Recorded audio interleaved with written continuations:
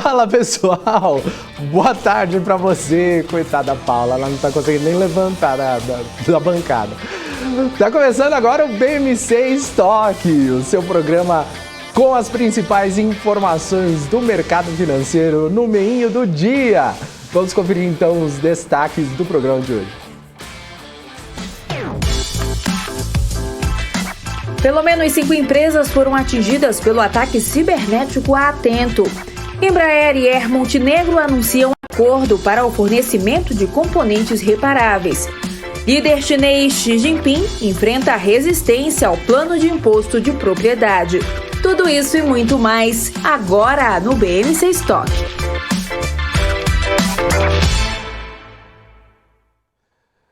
É isso aí, e a gente começa o estoque de hoje com boa tarde para minha companheira de bancada, Hanna Beltrão. Boa tarde para você, Hanna. Boa tarde, Daniel Morales. Boa tarde a todo mundo que está nos acompanhando. A gente, é claro, né, além de muita risada por aqui, a gente fala também de assunto sério. A gente vai repercutir os principais assuntos que estão dominando o mercado, né, a economia no Brasil e no mundo. Também a gente vai conversar sobre isso também com o nosso convidado de hoje, que é o Matheus Spies, analista da Empíricos, que vai conversar com a gente hoje. E também tem os gráficos do dia com o Alex André, que sempre analisa as principais informações do Brasil e do mundo, né, Dani? É isso aí, Hanna. A gente começa então com os números do mercado financeiro nesse momento. A gente tem o Ibovespa subindo agora 0,33% aos 111.036 pontos. Nas altas aqui, as maiores altas desse momento, nós temos GetNet aí com mais 9,12%. Interbanco BID11 aqui com 4,42%, B3 subindo 4,39%, a Cielo subindo 2,95%, BID4 2,91%, Localweb subindo 3%, Santander subindo 2,83%, também aqui subindo o IRB Brasil, Lojas Renner, Bradesco, Sul América, Bradesco aqui também, então é BBAS3 e ENG também subindo aqui. Nas baixas a gente tem Melius com menos 4,29%, tem Magazine Luiza com menos 3,86%, Via com menos 3,59%, Usiminas 3,46%, Minerva 2,97%, Grupo Soma 2,65%. TOTUS também está caindo, Pets, Locamérica, Vale, Eletrobras, Natura, Raia Drogasil e também Localiza, tudo caindo nesse momento. O dólar também vai recuando hoje, 0,85% de queda aos R$ 5,55. Vamos a mais números, Hanna. Pois é, a gente aproveita para fazer o nosso giro internacional, começando pelas bolsas na Europa. O DAX na Alemanha fechou em ligeira alta de 0,02%, FTSE no Reino Unido alta de 0,06%, CAC na França subiu 0,54% e o índice Eurostoxx fechou também em alta de 0,12%. Já nos Estados Unidos, as bolsas sobem por lá, Dow Jones tem alta de 0,40%, S&P 500 sobe 0,38% e Nasdaq sobe também 0,15%. A gente aproveita para fazer o nosso giro agora no dólar, o dólar que sobe 0,61%, está aos R$ 5,55. E agora dando uma olhada no petróleo. O petróleo Brent sobe 0,07% aos $85 o barril e o petróleo WTI sobe 0,21% a $82 o barril também. A gente segue de olho no mercado lá fora porque continua a temporada de balanços pelos Estados Unidos. E é para lá que a gente vai direto com a nossa correspondente, Giovanna Locatelli. Giovanna, primeiramente, boa tarde para você. A gente já tem Tesla, IBM e também HP. Conta aí para a gente como é que os resultados que já estão saindo por aí. Boa tarde, Hanna. Boa tarde, Daniel, e a todos que nos acompanham. Saiu também Verizon. Verizon divulgou lucro por ação de $1,41, em comparação com as expectativas do mercado, que era de 1,36. O lucro líquido da Verizon somou 6,4 bilhões de dólares no terceiro trimestre, um aumento muito representativo aí de 47,1%. ante ao mesmo período do ano passado. As receitas operacionais da gigante, né, das telecomunicações foram de 32,9 bilhões de dólares no período, 4,3% maiores do que no ano passado. Já o lucro por ação foi de 1,41, batendo aí a previsão do mercado, que era de 1,33. A NextEra Energy também divulgou um lucro por ação de 0,75, em comparação com as expectativas do mercado, que eram de 73 centavos de dólar. Biogen também divulgou aqui um lucro por ação de 4 dólares e 77, em comparação com as expectativas de 4,12. Lembrando aí que a gente ainda tem HP, IBM e Tesla para sair o resultado que deve sair depois do fechamento com vocês.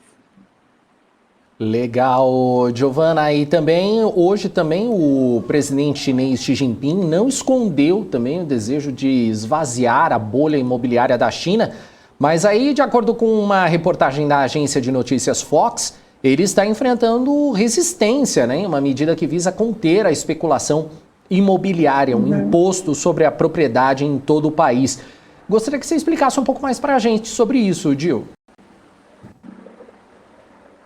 Sim, Daniel, as opiniões estão um tanto divididas pela China, viu? Alguns economistas e analistas estão argumentando que esse imposto pode tornar mais caro a especulação imobiliária e pode ajudar a baixar esses preços, né? Isso ajudaria a diminuir os encargos financeiros das famílias de classe média, aí andando junto com a intenção de Xi Jinping de uma distribuição mais uniforme da riqueza. Pequim agora está se conformando com um plano B aí que está em andamento, um plano tributário limitado, enquanto uma proposta envolvendo as moradias populares fornecidas pelo Estado está em andamento.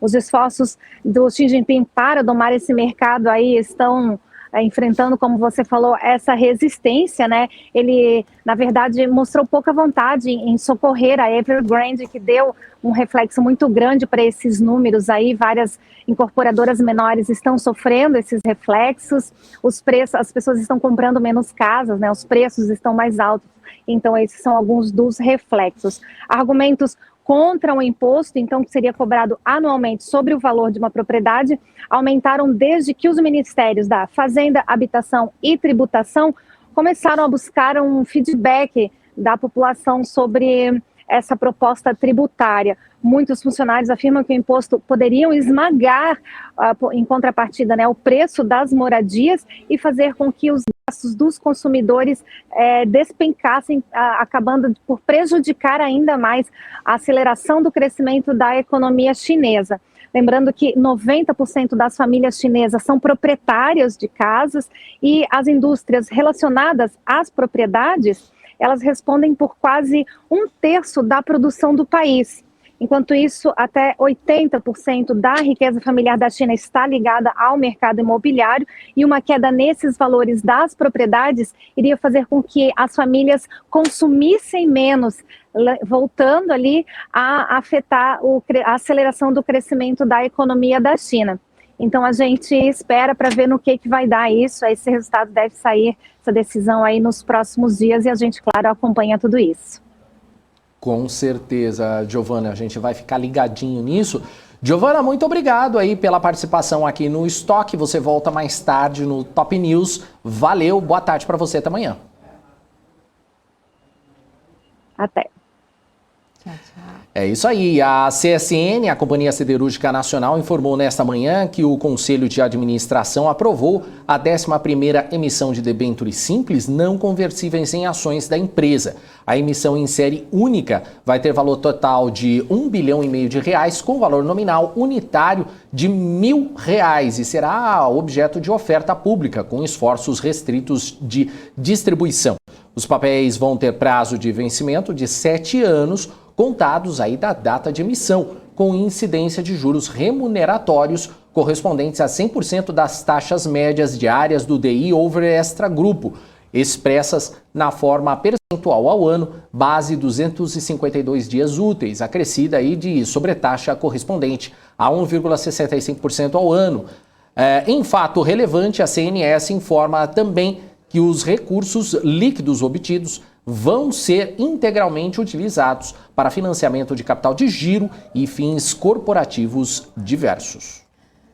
E a Embraer anunciou a assinatura de um acordo de longo prazo com a Air Montenegro para o Pool Program, com o objetivo de fornecer uma ampla gama de componentes reparáveis à frota de 2 jatos E-195 da companhia aérea. Atualmente, o programa atende mais de 50 companhias aéreas em todo o mundo e os valores do contrato, na verdade, não foram informados até o momento. A montadora de aeronaves lembra que oferece suporte às companhias aéreas de todo o mundo ao contar com a expertise técnica e uma vasta rede de serviços para componentes. Os resultados são uma economia nos custos de reparo e estoque, redução também no espaço necessário para armazenamento e também a eliminação de recursos necessários para o gerenciamento de reparos, garantindo níveis de desempenho, Dani. E pelo menos 5 empresas foram atingidas pelo ataque cibernético sofrido pela companhia de call center Atento no último domingo. Azul, Cielo, Bradesco Seguro e Saúde, Itaú Unibanco e Telefônica Vivo. Veja os detalhes na reportagem. Em entrevista à BMC News, um funcionário da Cielo que pediu para não ser identificado confirmou que o sistema da empresa está comprometido e os acessos estão travados. O mesmo aconteceu com um depoimento de funcionários da Bradesco Seguros e Saúde, que informaram que o sistema da empresa está comprometido. Já no site da companhia aérea Azul consta um alerta de que o sistema está indisponível, mas que é possível fazer compras de passagens normalmente. No domingo, a Atento comunicou ter sofrido um cyberataque em seus sistemas no país e que interrompeu os serviços temporariamente aos clientes locais. A multinacional espanhola informou que sua equipe de segurança conseguiu identificar a ameaça e que estava trabalhando para contê-la, atuando para assegurar a segurança dos ambientes afetados antes de restabelecê-los online. A Atento não informou o tipo de ameaça que afetou seus sistemas.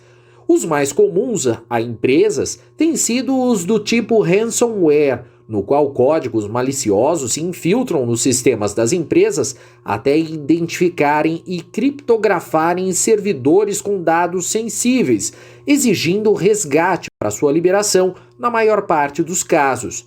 CVC, Fleury e JBS já sofreram esse tipo de ataque. No caso da brasileira JBS, vítima de um ataque cibernético no fim de maio, a empresa fez um pagamento de 11 milhões de dólares em bitcoins aos hackers. E após movimentar quase R$1,5 bilhão em oferta de estreia na B3, somente este ano, a provedora de internet via fibra ótica BrisaNet se prepara para disputar o leilão de 5G no próximo mês.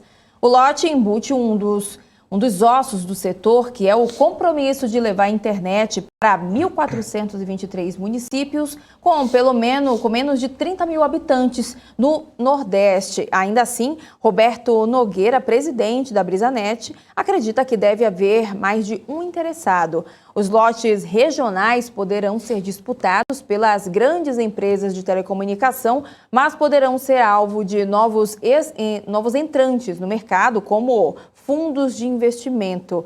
Em conversa com o Valor, Nogueira disse que a BrisaNet entrará sozinha na disputa sem formar o consórcio. Para a Nogueira, os ágios pelos lotes regionais não devem ser muito altos, pois acabam inviabilizando o investimento por parte das empresas. Lembrando que a BrisaNet fez IPO na Bolsa em junho deste ano, Daniel. É isso aí. A EDP Energias do Brasil informou nessa manhã que a Bolsa de Madrid aprovou o seu pedido de incorporação ao mercado para a listagem das ações ordinárias de emissão da companhia no segmento Latbex. Dessa forma, as ações ordinárias da EDP Brasil vão ser habilitadas para negociação na Latbex a partir do dia 27 de outubro deste ano. Essa admissão, ela não altera os direitos e vantagens conferidos às ações de emissão da EDP Brasil, que vão seguir sendo negociadas no segmento novo mercado da B3. Em fato relevante, a empresa afirmou que a Latbex É um segmento da Bolsa de Madrid no qual são negociadas ações de companhias latino-americanas. E as vendas do grupo Carrefour Brasil atingiram 20 bilhões e 800 milhões de reais no terceiro trimestre deste ano. O número representa uma alta de 7,7% ante o mesmo período visto no ano passado. Se as vendas de gasolina fossem tiradas do resultado, a alta seria de 6,6%. Se por um lado o resultado é puxado pelos números no Atacadão, que vendeu 15 bilhões e meio de reais, uma alta de 14,3%, por outro o varejo derruba os números. Sem gasolina, as vendas do varejo ficaram em 4,5 bilhões, queda de 13,4%, e com as vendas dos postos, esse número sobe para 5,2 bilhões de reais, o que ainda representa uma queda de 8% sobre o resultado de um ano atrás. A companhia diz que o crescimento do Atacadão é composto por vendas nas mesmas lojas, positivas em 2,7%, além de uma contribuição de 11,6% vinda de lojas que ainda não estavam abertas 12 meses atrás, ou seja, fruto de expansão física da Bandeira. Sobre a queda de vendas do varejo, a empresa diz que o impacto negativo é centrado no não alimentar, devido à forte base de comparação.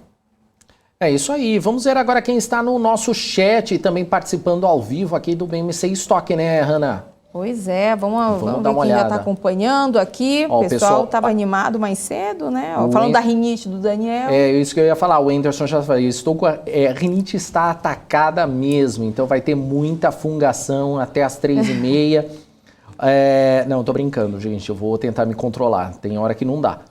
Peter Santana, valeu, Peter, que tá sempre acompanhando o BMC Stock com a família, legal, valeu, Peter, um abraço para você. O Helder, o Valdemiro, o Rodrigo Rosim, o Plauto, quem mais que temos aqui? O Carlos, tem o Ezequiel Santos aqui que... o Ezequiel acertou a palavra que a Paula falou no finalzinho do programa, foi esse mesmo. O Vitor Loureiro... Felipe Nicásio e olha aqui, para a Hanna, que a Hanna gosta, Rafael Corrêa falando, boa tarde, Raniel Beltrales. Raniel Beltrales, sempre presente no nosso chat querido. Hashtag Raniel. Raniel. Também o 5% Trader, o Cleidson César também, o Carlos, o Felipe Lipe também, que está dando aqui o boa tarde a todos. Valeu, gente, muito obrigado aí pela participação aqui no chat da BMC News também aqui. Também não podemos esquecer, família Money Club aqui, um abraço para a família Money Club, é isso aí. Valeu, gente, o Raxel, tem eu mais lindo, valeu, Raxel. E a Rita também, Rita Fernandes, oi Rita, boa tarde para você. Valeu, gente, muito obrigado aí, deixa seu boa tarde, deixa também as suas perguntas. Porque, afinal de contas, a gente tem convidado agora e é o Matheus Spies. Ele é analista da Empíricos e já está aqui ao vivo com a gente. Matheus, muito bem-vindo aqui ao BMC Stock. Boa tarde para você. Boa tarde, Daniel. Boa tarde, Hanna. Tudo bem, pessoal? Tudo jóia. Matheus, vamos lá. Vamos começar falando que a gente tem falado muito aqui, né, de crise energética no Brasil. Mas esse não é um problema local, né? Você tem acompanhado o que tem rolado aí em outros países. Eu queria saber de você qual que é o panorama da crise energética global. A pergunta é muito relevante porque ele se aprofundou muito nos últimos meses e acabou ganhando as manchetes, né? Porque tem desdobramentos claros na inflação, né? Preços de energia, se pegarmos os preços, os índices de preços dos países do G7, a gente consegue verificar uma disparidade muito grande entre o valor observado e o que você tem de inflação de energia, né? Preço de eletricidade, como acontece no Brasil, mas por outras razões lá fora, né? Então a gente já vem observando há algum tempo o processo de expansão dos preços energéticos. Ele acompanha também, de certa maneira, uma certa defasagem que a gente tem, por exemplo, na cadeia de suprimentos, da mesma maneira que a gente tem uma defasagem na cadeia de suprimentos, cadeias logística propriamente, de oferta e demanda, a gente também tem isso enraizado na matriz energética dos demais países. E é claro que daí a origem desse problema, ela tem algumas fontes, né? A primeira delas que a gente cita e que também acaba se desdobrando para os demais países é a própria questão de reabertura pós-pandêmica dos países, que desligaram sua economia em 2020, religaram, isso aconteceu também na geração de energia, e quando você religa uma geradora de energia, o processo não é não tão natural, né? Então a demanda ela volta mais rápido e a oferta demora um pouco mais. Esse descompasso acaba gerando pressão de preços, de certa maneira. Então, o processo de reabertura, ele é mais conjuntural, mas ele pressiona os preços de energia de maneira geral. E daí, quando eu falo dos preços de energia, eu também falo das commodities energéticas. Então, a gente chega no segundo ponto, que é também algumas questões geopolíticas envolvendo algumas localidades que têm chamado mais atenção no mercado, que é China, Europa e Estados Unidos agora.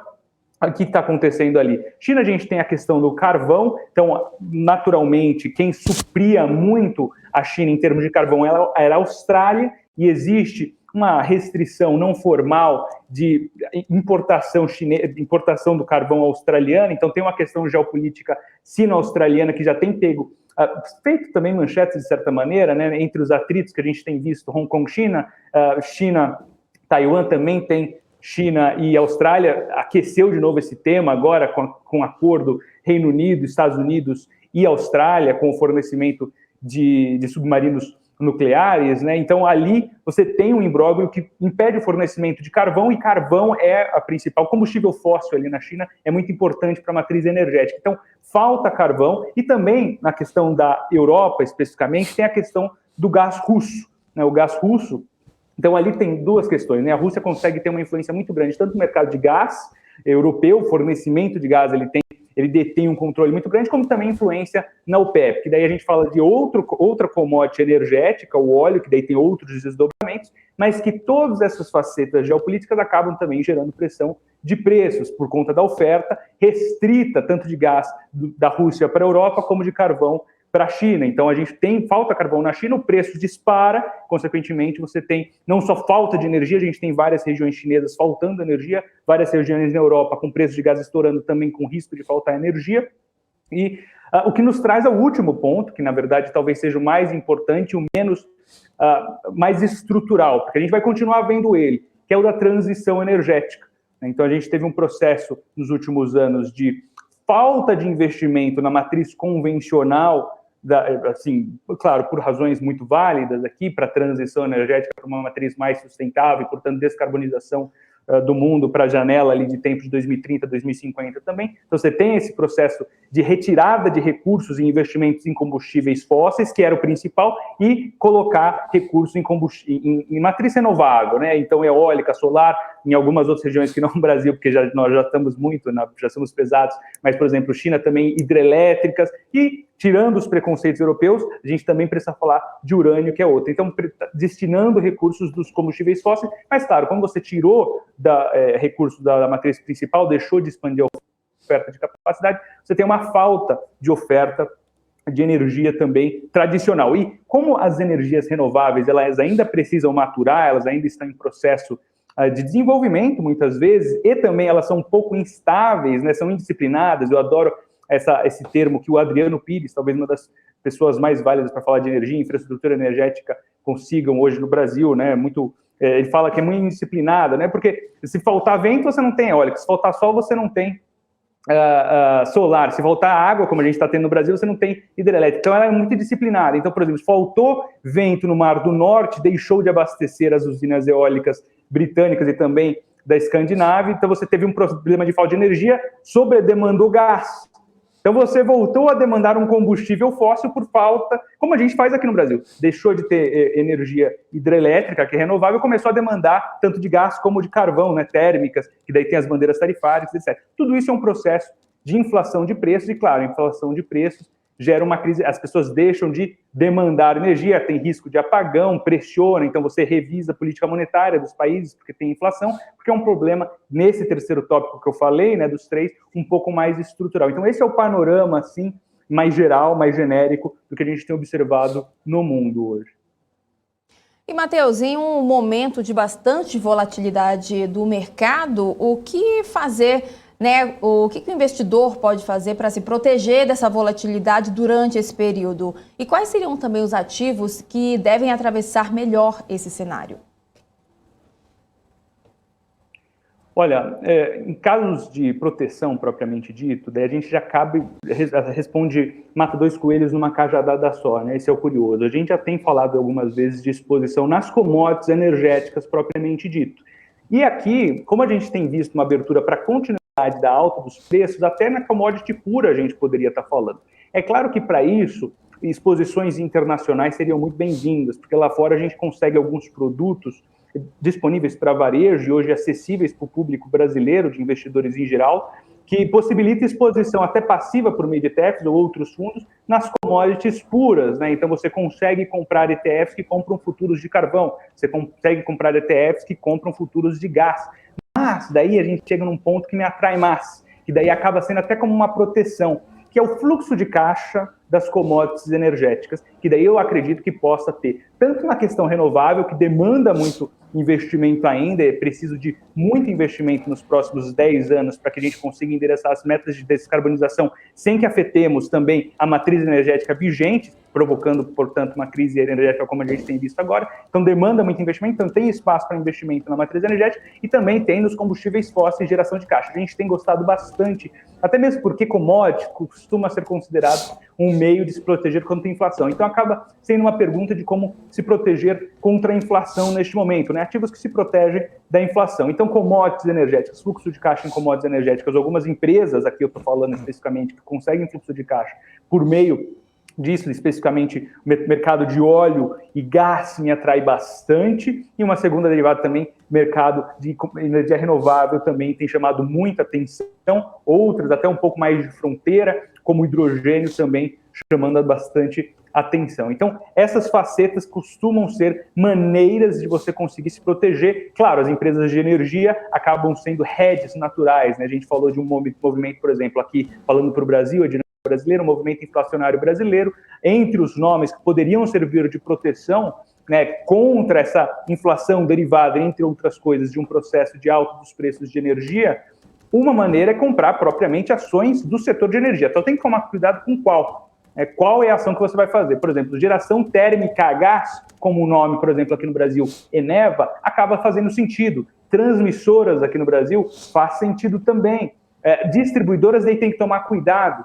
Né? Distribuidoras têm que tomar cuidado. Assim como você tem que tomar cuidado aqui no Brasil, por exemplo, geradoras de energia hidrelétrica, né? As que tem barragens, etc. E tal. Então tem que fazer um discernimento do que seria positivo ou não. Lá fora a gente tem gostado bastante de exposição de óleo, a gente tem olhado para o mercado de óleo, a gente falou, você mesmo comentou, Hanna, agora dos $85 do barril no Brent, e provavelmente, dado a contingência de aumentos de ofertas da OPEP, que é um cartel que domina o preço, daí não é oferta e demanda, é um cartel que está dominando o preço ali, você deve ter, existem já algumas projeções colocando patamares superiores até $90 o barril, quiçá $100 o barril. Mesmo se não for, o patamar atual é muito convidativo para exposições, daí sim, fluxo de caixa, porque as empresas acabam vomitando caixa depois de um movimento bastante ruim que a gente teve no mercado de commodities, até antes da crise da pandemia, ali até 2019, a gente viu um movimento muito ruim para as commodities de maneira geral, e agora a gente tem uma recuperação muito forte ao longo de 2021,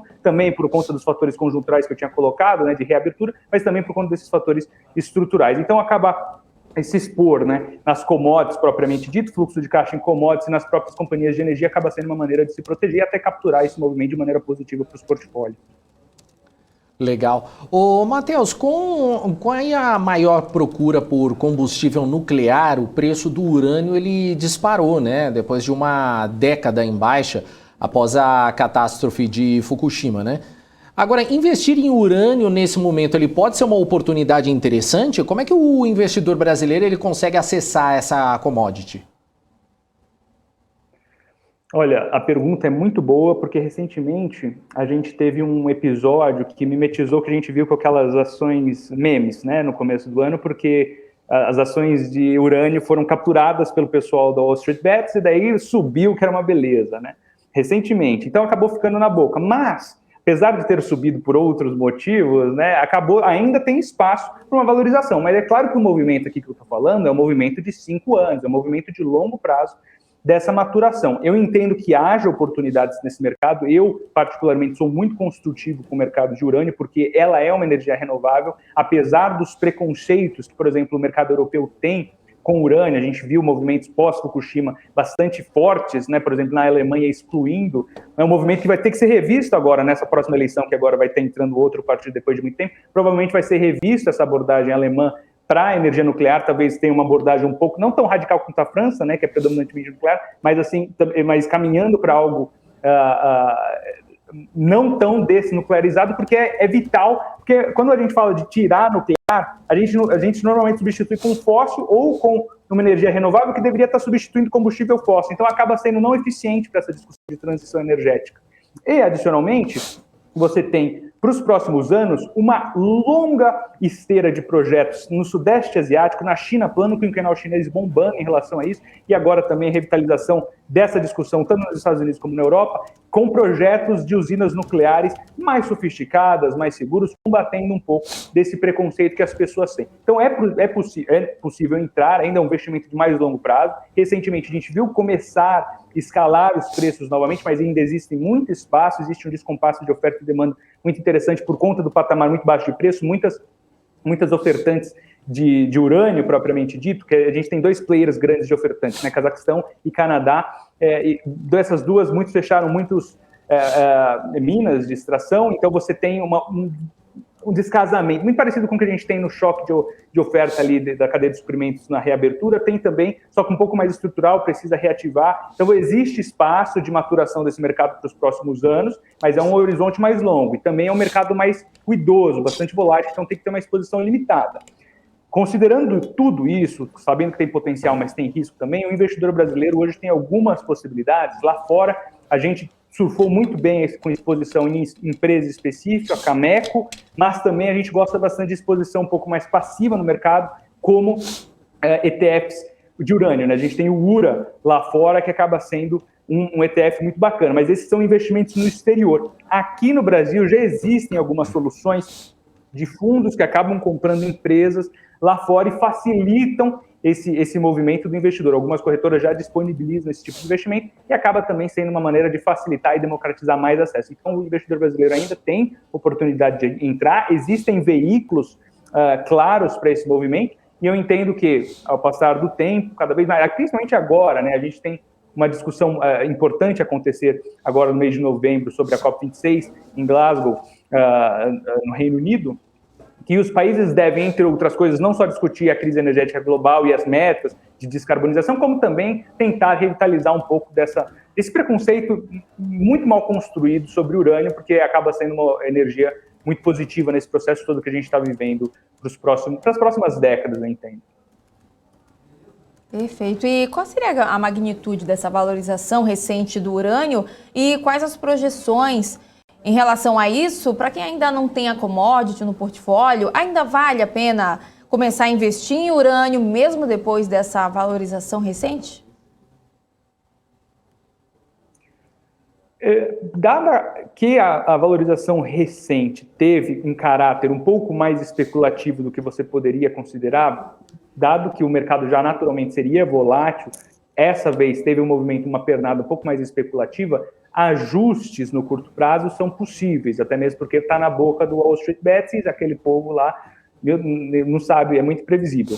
Mas, ainda assim, dados os patamares atuais, entendo que exista para o longo prazo, daí sim, talvez a pernada de curto prazo já tenha acontecido, mas se a pessoa entender como algo para se carregar, aí existem multiplicações muito grandes sendo ainda possíveis de acontecer. Então, as ordens são realmente, não estou falando aqui de 100%, estou falando de 500%, mas para os 500, 600, 700%, mas para os próximos anos. É um carrego longo que você terá que esperar esses investimentos maturar com responsabilidade, sabendo que existe volatilidade ao longo do caminho inteiro e que no curto prazo é passível de volatilidade adicional por conta dessa natureza adicionalmente especulativa que provocou a alta recente, tanto dos ETFs como dos preços da commodity em si.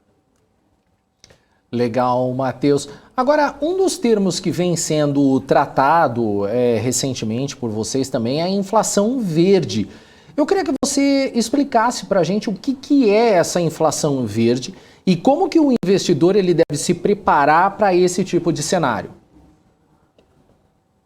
Esse é a grande contradição do movimento de transição energética, do movimento de sustentabilidade, é que ele provoca no curto prazo e talvez até para o médio uma inflação alta dos preços de componentes não de origem verde, mas de origem marrom.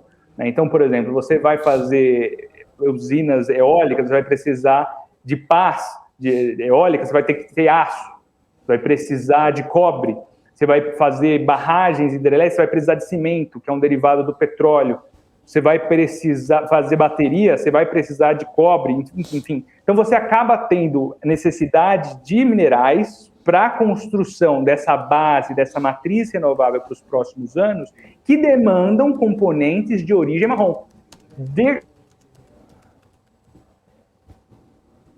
Opa! Eu acho que... Acho não, eu tenho certeza. Daqui a pouquinho que a gente volta com ele. Acontece, ele estava explicando justamente sobre essa questão da inflação verde. Vamos ver se a gente consegue trazer de novo o Matheus aqui, que aconteceu aí. Mas vamos dar um giro pelo mercado? Vamos ver como é que aproveitar tá que agora. Eu ia falar do giro, mas a sua janela é mais legal do que a minha. Pois é, tá vendo? Só vamos dar uma olhadinha, ver como é que está o mercado nesta quarta-feira. Eu já ia falar quinta-feira, mas calma aí que estamos chegando na quinta.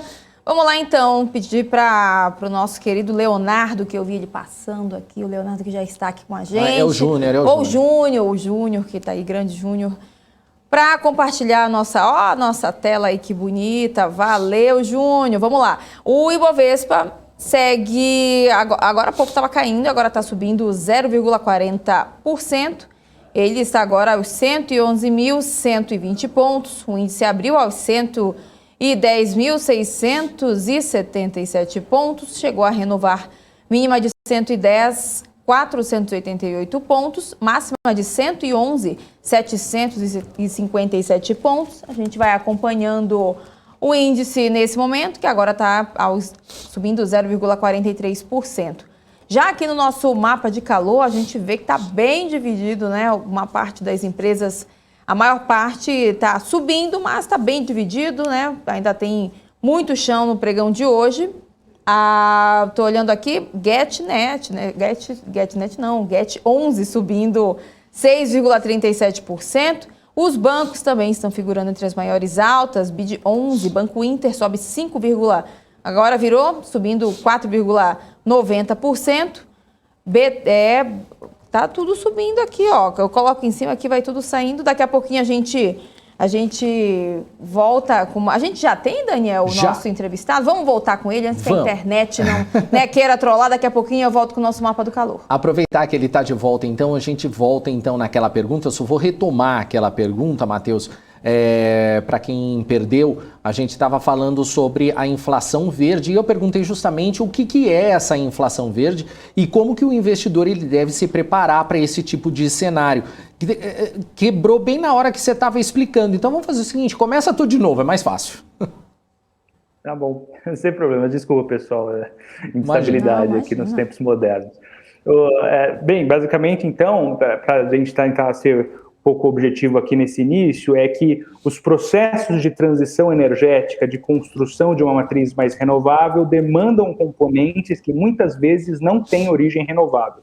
Pelo contrário, têm origem marrom. Eu citei o exemplo de aço para usinas, para pás eólicas, mas também tem outros para construção de painéis fotovoltaicos, tem também cimento para barragens hidrelétricas. Então, você tem pressão de preços para a construção de uma economia mais verde em componentes de origem marrom, né, poluentes, que emitem carbono durante a sua extração, sejam eles minerais, ou durante a sua produção. E também, durante o processo de transição, na falta de uma energia renovável, como a gente está tendo aqui no Brasil, como a gente está tendo no Reino Unido e no resto da Europa, você, para substituir no curto prazo, você demanda energias de combustíveis fósseis. Daí o gás natural é um exemplo, carvão também é um exemplo. Então, o que acontece?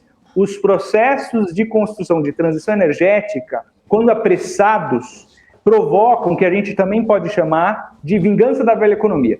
Essa inflação verde, esse aumento dos preços dos componentes para a formação de uma matriz renovável, por ela ter sido apressada em demasia nos últimos anos, sem uma troca de mão bem feita nos combustíveis fósseis, que é o predominante ainda no mundo, como ela foi feita muito rápido, foi uma apressada muito grande, você tem uma pressão de preço. E, ao mesmo tempo, do lado da oferta, que deixou de ter investimentos, como eu havia comentado nos últimos anos e aprofundou ainda mais esse ano, você não tem uma maturação de grandes capacidades de produtivas desses tipos de componente. Então, as grandes capacidades começaram a ser produzidas há 10 anos, e não tem novas grandes sendo para agregar e dar um pouco de continuidade nesse fluxo. Então você tem uma demanda crescente, potencial, e você tem, que deve continuar nos próximos anos, porque, como eu falei, precisa de mais investimentos para atingir as metas de descarbonização, vão continuar demandando esses componentes de origem marrom, então o preço não vai ceder tão facilmente. É um ciclo de commodity forte que a gente está vendo, commodities energéticas, depois de bastante tempo, um ciclo forte que pode estar se iniciando justamente por conta dessa transição energética, de commodities de origem marrom. Essa é a inflação verde que acaba proporcionando o que brincou-se no mercado de vingança na velha economia. Por que vingança? Porque por muitos anos ela começou a ser preterida em função de energias renováveis, e quando foi necessário elas de volta, elas vieram com um soco na boca do estômago em formato de inflação, em formato de altos preços, que acaba impactando também o potencial de crescimento, porque preços de energia mais altos acabam restringindo o potencial da oferta, você pressiona preço, você também acarreta mudanças na política monetária dos países, então acaba sendo um desdobramento em outras facetas. Mas, de maneira geral, a inflação verde é essa alta nos preços por conta dos investimentos em energia renovável. A gente viu também recentemente na Bolsa uma janela de IPOs, e uma das empresas que estreou na B3 esse ano foi a Raízen, líder global no mercado de biocombustíveis e uma das maiores produtoras também de cana-de-açúcar e etanol. Nesse contexto de crise energética, o mercado tem potencial de longo prazo falando em relação ao etanol? Quais são as perspectivas também para a Raízen? Boas, positivas, é uma tese que eu gosto muito. Na verdade, eu gosto de Cosan por inteiro. Cosan, se a gente vai pegar a Raízen também, mas a gente pega outra matriz de transição, que daí é por meio do gás, que é Compass ali dentro. Então eu gosto de Raízen, mas eu até prefiro ganhar exposição a Raízen via Cosan. É uma maneira de você comprar Raízen até com desconto, porque eu acredito em multiplicação de capital em Raízen. Eu entendo que biocombustível, açúcar e álcool, essa herança do que era a Cosan lá atrás, a indústria sucroalcooleira, que hoje se desenvolveu e é esse monstro de biocombustível chamado Raízen, ele tem potencial para os próximos anos, sim. É uma das facetas de uma economia mais verde no Brasil, na América Latina também, com desdobramentos, com potencial de valorização para o investidor. E, claro, você consegue exposição em Raízen por meio de Cosan e acaba ganhando também Compass, que gás natural é naturalmente conhecido como uma energia de transição. A gente viu agora como ele foi demandado na Europa por conta de falta de energia derivada de matriz eólica, e de fato ele acaba sendo assim, falta energia hidrelétrica aqui no Brasil, a gente demanda de termoelétricas, térmicas a carvão e térmicas a gás também. Outro nome de transição energética acaba entrando na discussão, que é Eneva, que é uma usina térmica a gás, integradas jazidas de gás. Então acaba sendo um combo muito interessante. Gosto de Raízen, mas gosto ainda mais de Cosan, que acaba capturando esse grupo inteiro, um grande grupo de infraestrutura, super bem tocado, super bem gerido, com uma capacidade de alocação de capital para os próximos anos impressionante. A gente sempre fica discutindo curto prazo, mas tem projeto dentro de Cosan para 2025, 2028 de maturação. Então, ali é um negócio de longo prazo, com grande potencial, e é uma das posições principais aqui na Empíricos, inclusive. Uhum. Legal. E, aliás, o Matheus, depois de 3 meses em queda, ontem a Bolsa ela caiu mais de 3%. Eu queria saber quais que as perspectivas para o Ibovespa nos próximos meses e quais os setores que podem se destacar. Algumas empresas que fizeram, por exemplo, IPO recentemente, elas têm potencial de valorização? Eu acho que nessa onda de IPOs eu entendo que nessa onda de IPOs que tivemos recentemente, tem que separar muita coisa, porque tem algumas coisas legais, mas tem muita coisa ruim também. Então precisa ter muito cuidado quando for olhar esses IPOs, principalmente empresas que pulou etapa. Empresa até boa, com potencial, mas que pulou etapa, que devia estar muito mais numa etapa de private equity, por exemplo, mas que acabou já indo a mercado.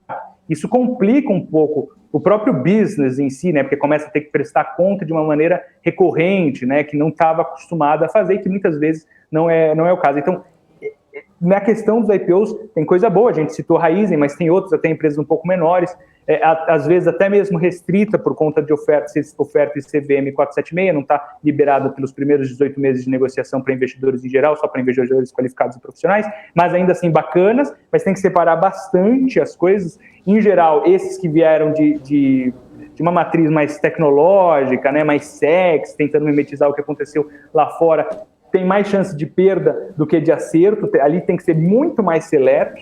E o que a gente tem entendido é que houve já no terceiro trimestre um descolamento muito notável entre fundamentos da economia. Então a gente teve, por exemplo, uma temporada de resultados do segundo trimestre aqui no Brasil positiva, superando expectativas do mercado, superando os nossos modelos, inclusive, algumas vezes.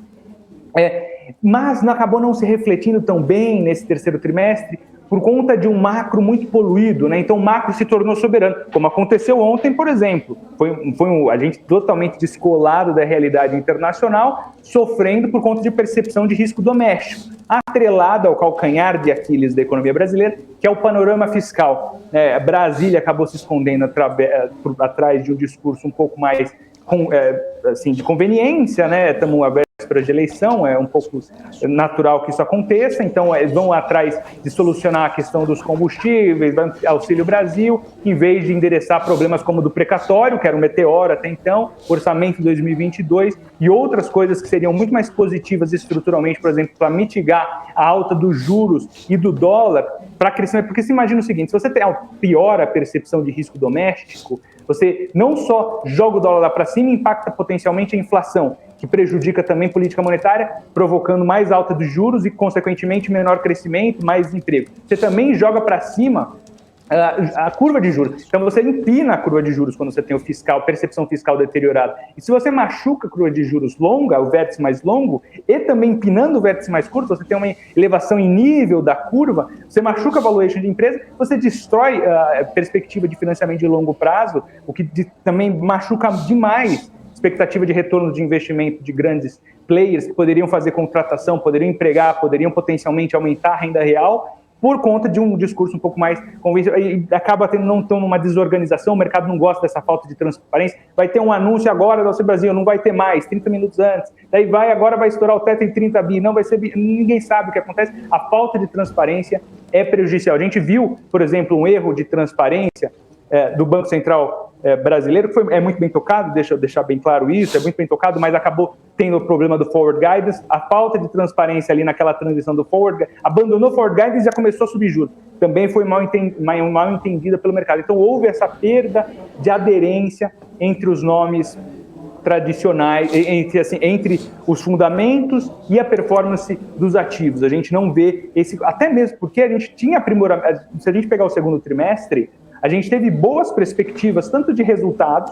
a gente já vinha agregando crescimento brasileiro, expectativa de 4% a 5%, deve ser de fato isso, arrecadação vindo forte, a gente esperava ter uma relação dívida sobre PIB de acima de 100%, em alguns casos no começo do ano, vai fechar em 80%, 85%, nessa faixa, é positivo, mas não está se traduzindo. Por quê? Porque está poluído o cenário, a gente não consegue ter uma previsibilidade em véspera de ano eleitoral. Ainda não foi precificado devidamente a eleição, normalmente isso acontece no primeiro trimestre, mas ela foi antecipada, talvez por uma rejeição adicional do governo, talvez, a gente vê nas pesquisas, como talvez pela polarização que se criou no início do ano com a elegibilidade da contraposição ao Bolsonaro, né? Então vai ter Bolsonaro e PT, então acaba polarizando essa discussão, antecipa uma discussão, a gente não consegue ter a aderência aos fundamentos, que é o que nós estudamos principalmente, é de onde a gente tira, de fato, fidedignidade para retornos de longo prazo, né? Então toda essa poluição, contexto político, acabou prejudicando. Agora, para os próximos 3 meses,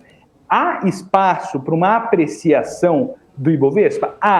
É difícil, depois de tanta coisa acontecer, é difícil, mas há espaço. Quem são os nossos nomes favoritos? Em um contexto de continuidade a elevação da taxa de juros e um fiscal que pode até ser endereçado, mas vai continuar meio capenga, ou seja, não vai ter uma desinclinação tão forte da curva, então pode ter a continuidade de uma rotação setorial, como a gente viu, por exemplo, nos Estados Unidos, quando empina a curva de juros lá, também é possível. Então, nomes de valor desse momento, um voo para a qualidade, pode ser interessante.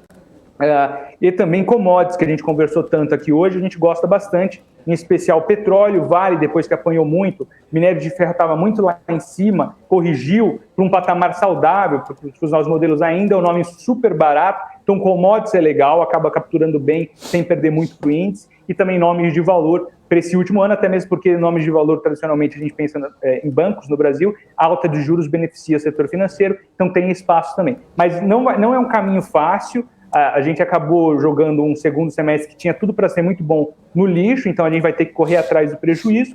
Tem espaço para dar certo, mas como se a gente tiver outros dias de grande volatilidade, e é um pouco do Maldebrot, né? Quando você tem a volatilidade funciona em cluster, então volatilidade chama volatilidade, grosso modo. Então dificilmente a gente vai ter, principalmente num ambiente tão incerto e tão norteado por uma pauta política e macroeconômica como a gente tem vivido no Brasil hoje.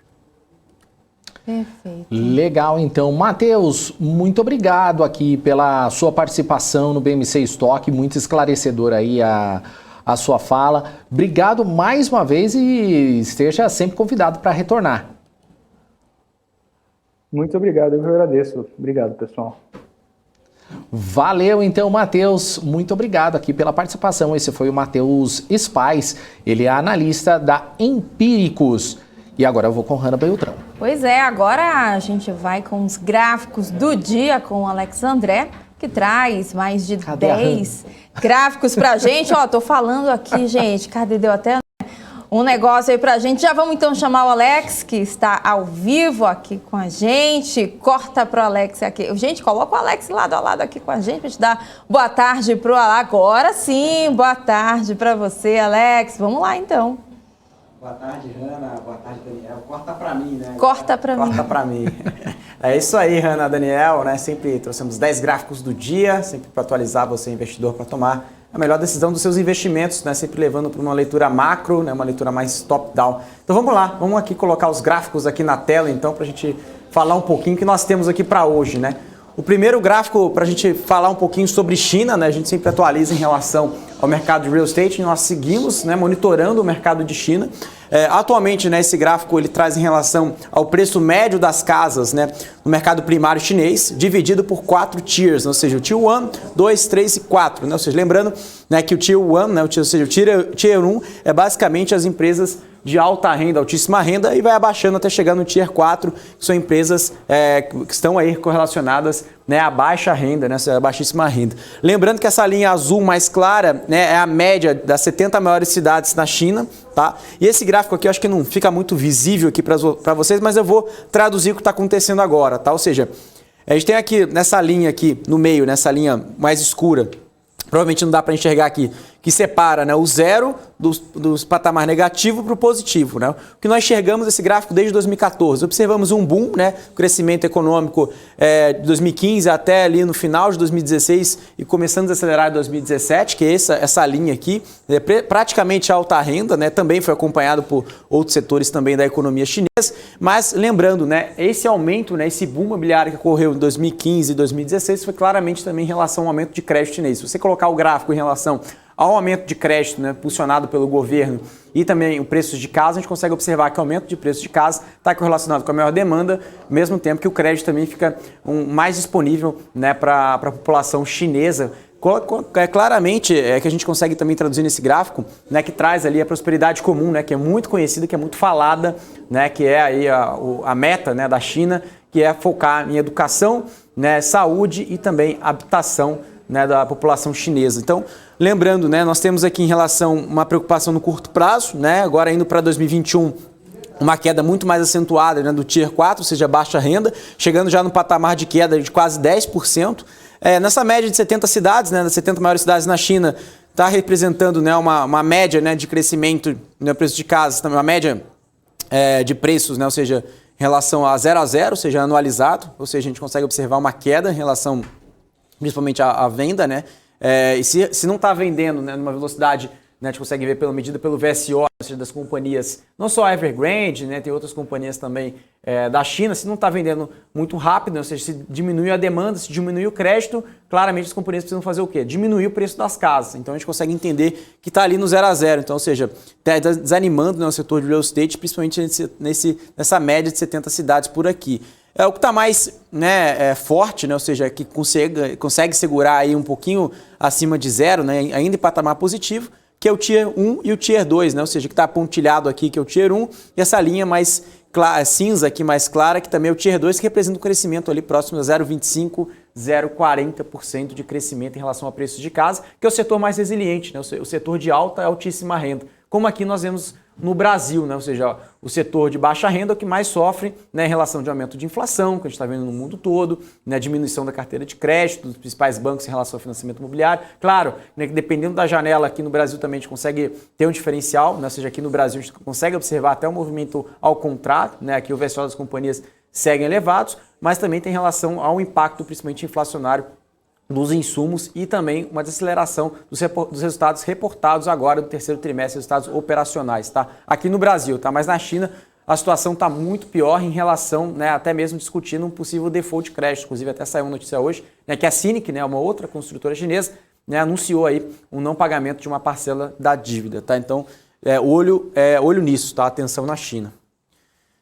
Agora a gente vai falar um pouquinho sobre o crescimento, né, a expectativa de crescimento, né, dos Estados Unidos e da Europa. Esse gráfico ele retrata, né, o PI, né, ou seja, o preço-lucro dos Estados Unidos e da Europa, o que traduz aqui que a Europa está muito barata em comparação aos Estados Unidos, né? Lembrando que esse gráfico é desde 2001 e acompanha uma correlação, né, muito forte, né, com a Bolsa Americana e agora, né, as ações europeias, né, ficando aí para trás, né, em relação, né, o relativo preço-lucro em comparação com as empresas americanas. Lembrando, em comparação, né, o que se deve a essa alta aqui, né, ou seja, essa despernada em relação à Europa é o quantitative easing, ou seja, né, a relação de continuamento, né, de 120 bilhões de dólares, ou seja, de injeção de capital nas companhias. Lembrando que ontem falamos sobre essa relação das Big Techs, que colaboraram em maior parte, né, mais de 30% ao índice S&P 500, que impulsionaram, né, em relação ao índice lá fora, e também, inclusive, até saiu matérias também, né, no mundo todo falando, né, sobre o wealth das famílias, ou seja, em relação à riqueza das famílias americanas e o aumento da correlação, né, de assets, ou seja, de equity, né, dentro da carteira dos clientes. Ou seja, cada vez mais os americanos têm mais ações na sua carteira. Inclusive, ontem até mostramos a pesquisa dos gestores do JP Morgan, né, que 63% dos gestores querem aumentar as posições em ações nos seus fundos. Isso também não é só no institucional, mas também nos Estados Unidos como um todo. Ou seja, os americanos comprando mais ações, né, e até mesmo diminuindo a sua margem ali em relação à caixa, ficando mais comprado, net comprado, do que vendido, tá, nesse período. Então isso impulsiona também a Bolsa nos Estados Unidos, apesar da expectativa negativa, né, para o ano que vem, né, em relação a earnings per share, lucro por ação, que ontem trouxemos de vários gráficos para a gente falar um pouco sobre expectativa de lucro na China, nos Estados Unidos e também na Europa. Tá? Então a expectativa é que a Europa está barata em comparação aos Estados Unidos lá. Tá? Então a gente está falando aqui os Estados Unidos girando em torno ali 18 vezes, né, preço-lucro, e a Europa ali em torno de 14 vezes, tá? Um pouquinho mais de 14 vezes, tá? Bom, agora um próximo gráfico para retratar um pouco mais a visão que nós trouxemos no gráfico anterior, né? Esse gráfico retrata muito bem em relação, né, ao crescimento de fluxo de equity, ou seja, realmente a gente consegue observar que Estados Unidos, né, saiu de 2020 ali da crise, agora entrando no ponto de 2021 com um fluxo de equity muito forte, né, caindo agora na margem, mas continua muito forte.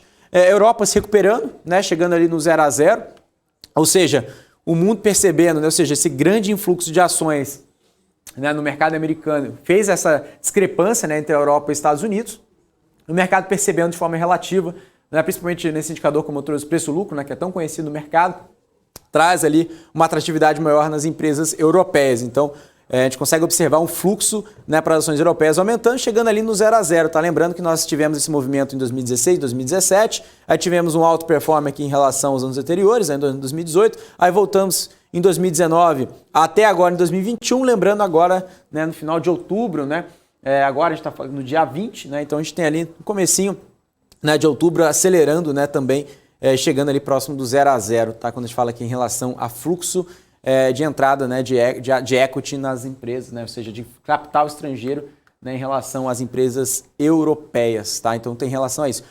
A gente tem nesse gráfico de linha azul Emerging Markets, né? Então, ou seja, não é só Brasil, né? Também tem China, Índia, lembrando que Índia colaborou com um resultado positivo, né, no índice, lembrando que o índice não tem andado, né, de uma forma muito boa nos últimos meses, né, principalmente quando a gente pega aqui o year to date, a gente já tinha até comentado ontem sobre isso também. O aspecto negativo é Brasil, né, o Brasil ontem, né, dessa queda foi considerado a pior bolsa do mundo em relação ao desempenho relativo, né, então vem empurrando, né, a bolsa, o índice Emerging Markets para baixo, junto com a China também, que vem reportando também a sua situação por lá, tá? Então a Ásia, né, mesmo sem tirar a China, também vem reportando um crescimento, mas não tão forte, né? E uma das explicações que a gente consegue comparar que a Ásia também vem reportando ganhos, né, em relação à entrada de fluxo estrangeiro, é uma das explicações, né, que o setor de tecnologia anda descontado, isso que a gente tem ouvido de diversos analistas, mas também bem receosos em relação ao mercado de real estate. Ou seja, alguns setores da economia chinesa mostram-se aí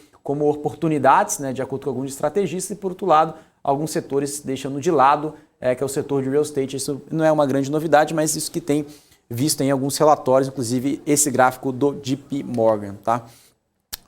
Bom, esse gráfico aqui do Bank of America, acho que dá para entender muito bem em relação a isso, né? Esse gráfico, ele mede, né, o net, né, ou seja, a relação se está comprado ou vendido, né, em relação a fluxo, né, de equity no mercado americano versus, né, o net, né, ou seja, a expectativa, né, dos investidores, né, ter uma leitura, né, que a economia vai estar mais forte do que o esperado. Então, ou seja, a gente consegue observar nessas duas linhas a expectativa de crescimento da economia versus, né, a relação net comprado ou net vendido em relação a essa atual expectativa de crescimento. Então, o que esse gráfico lê? Né? Ou seja, essa linha branca aqui, né, o que separa, né, o crescimento, né, de uma queda, né, em relação à exposição de equities, também a exposição, né, de expectativa de crescimento econômico. Então agora a gente tem essa linha aqui azul, né, representada pela expectativa de crescimento, né, ou seja, o mercado espera que a economia tenha uma queda, né, ou seja, em relação, principalmente o PIB, né, e também o IPS do S&P 500, que são as duas principais proxies que a gente sempre mede por aqui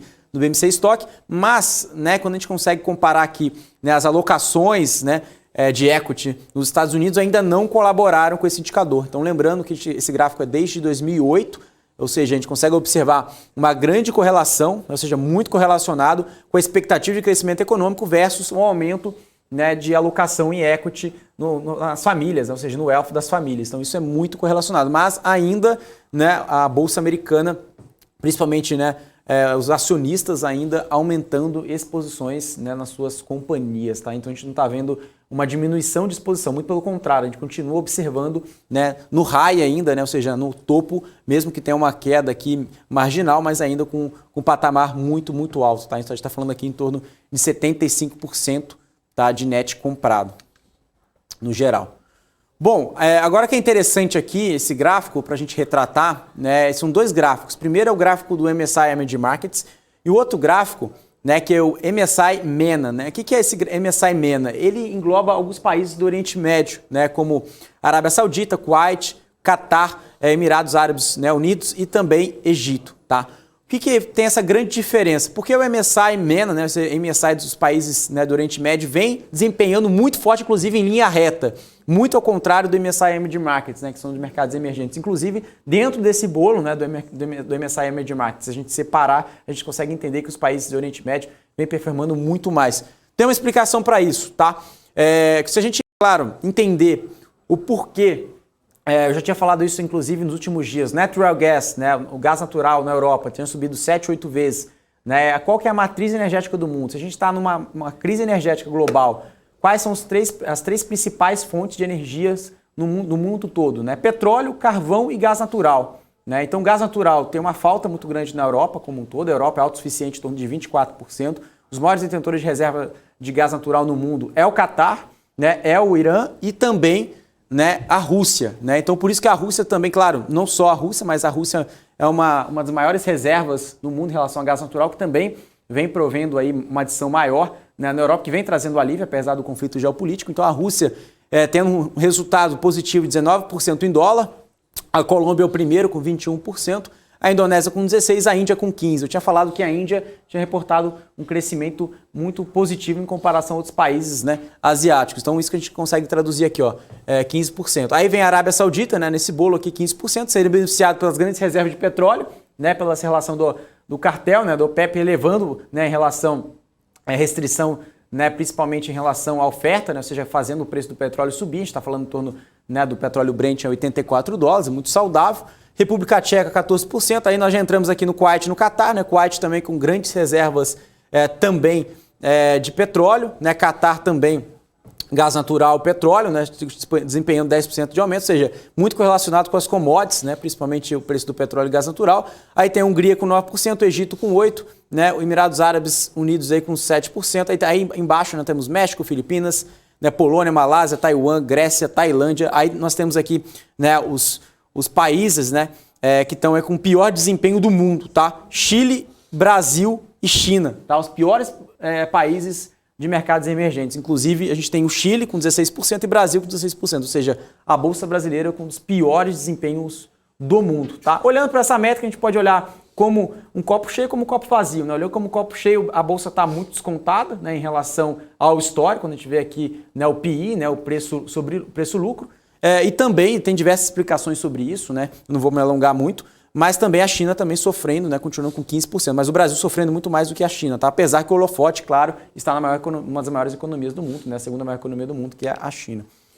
Bom, agora esse gráfico ele vai entender um pouquinho mais em relação do rublo russo, né? Que é a moeda oficial da Rússia em relação ao natural gas, né, o gás natural na Alemanha, né, então a gente consegue ver que esse preço do gás natural subiu em torno de 7, 8 vezes, claro, teve uma diminuição aqui, uma queda, né, voltou a subir, mas está ali num patamar muito, muito alto ainda, claramente demonstrado, né, ou seja, com essa queda recente que foi a declaração do presidente russo Vladimir Putin, né, de um aumento, né, de oferta de gás natural na Europa, que isso fez ele aliviar, né, inclusive a expectativa que chega aí, né, o inverno europeu, que é corresponsável, né, o natural gas pela calefação das casas e também o uso na indústria, né, e também no comércio. Então é muito utilizado por lá e também é visto como uma energia mais limpa, né, com 50% a menos, né, de CO2, né, emitido em relação ao carvão, que é o maior vilão aí. Inclusive a China, né, divulgou hoje que vai, né, ainda aumentar a capacidade da indústria, né, a carvão por lá em relação às termoelétricas, tá?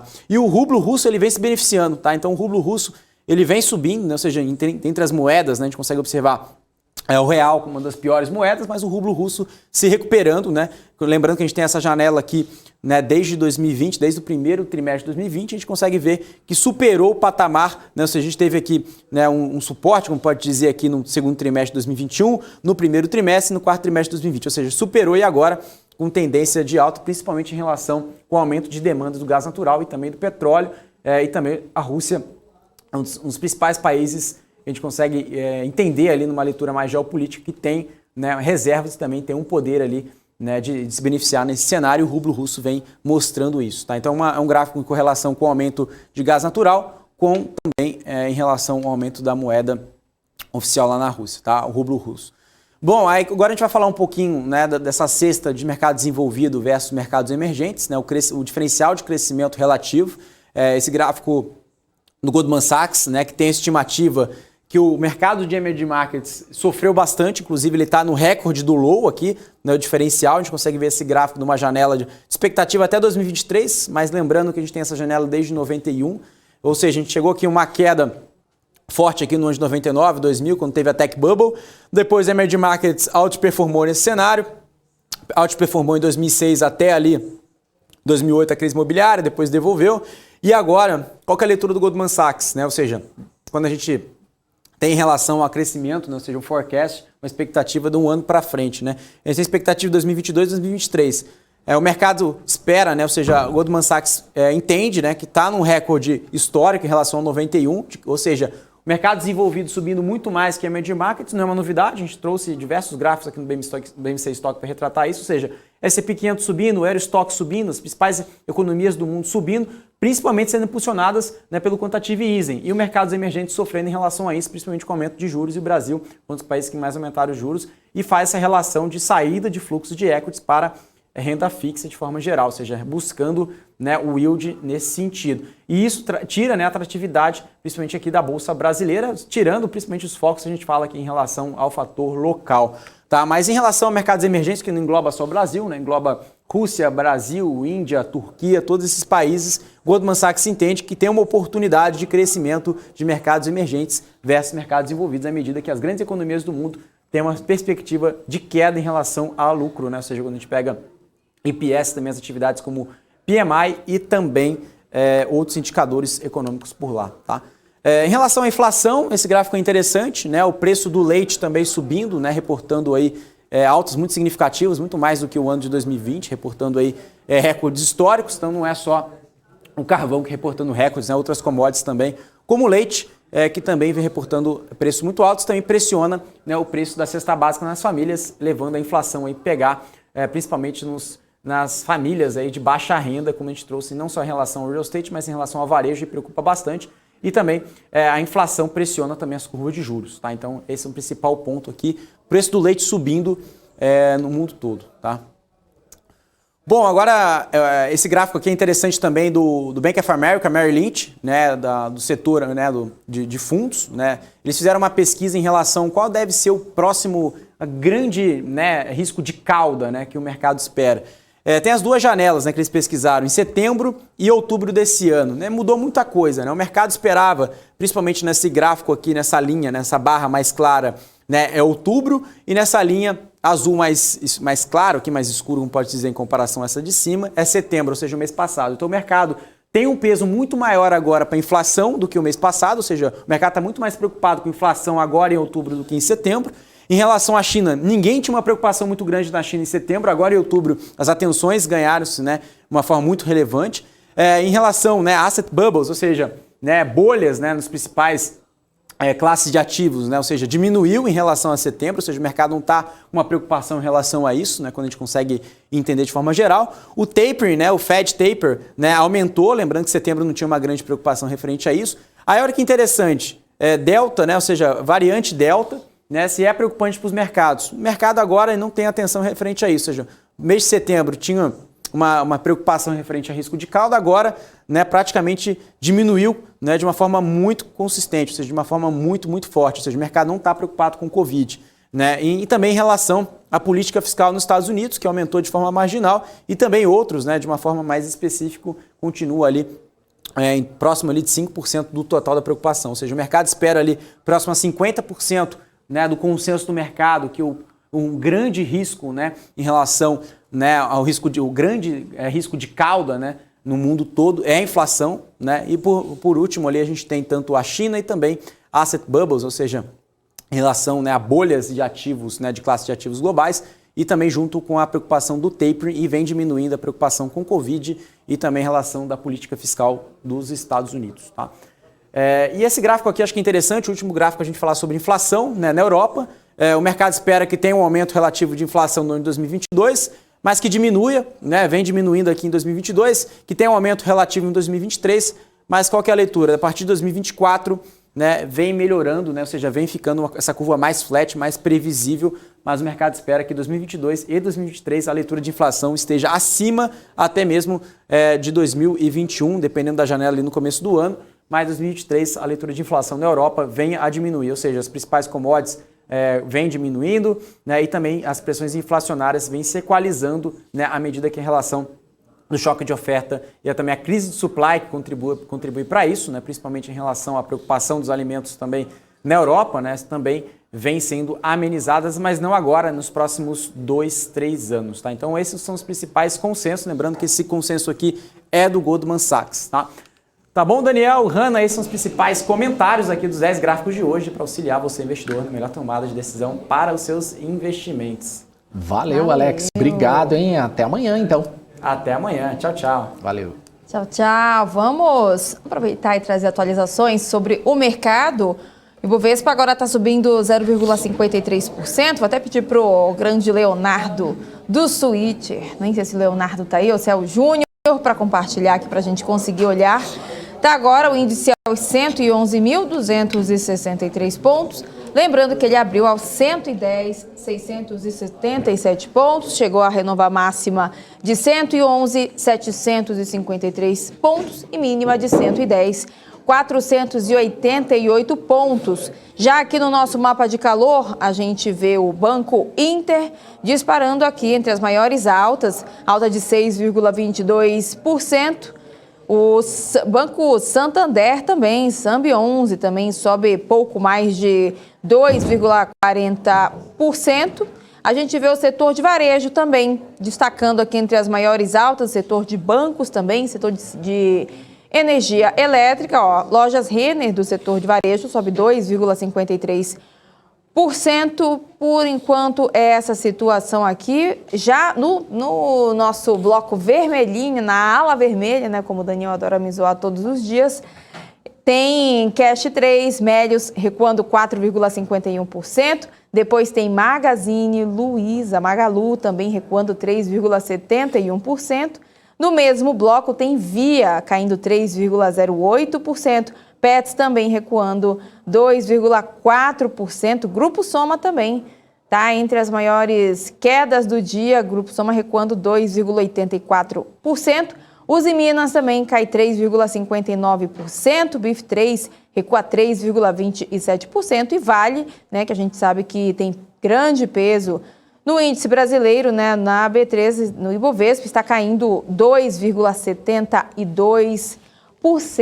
E por hora é isso, a gente segue trazendo mais atualizações aqui no finalzinho do nosso BMC Stock, falando sobre a produção de minério de ferro da Vale, que atingiu mais de 89 milhões de toneladas no terceiro trimestre deste ano, com alta de 0,8% em relação ao mesmo período do ano passado. E essas informações estão em um relatório divulgado pela Vale, que informou que a produção registrou uma alta de 18,1% na comparação com o trimestre anterior. O desempenho foi atribuído à melhora sazonal das condições climáticas no Sistema Norte, aumentando o desempenho de Serra Norte e do S11D, assim como o aumento da produção de Vargem Grande em Minas Gerais por processamento a seco. A Vale também destacou o melhor desempenho da produção em Itabira, também no interior de Minas Gerais, devido à melhora do chamado Run of Mine, que é o minério bruto.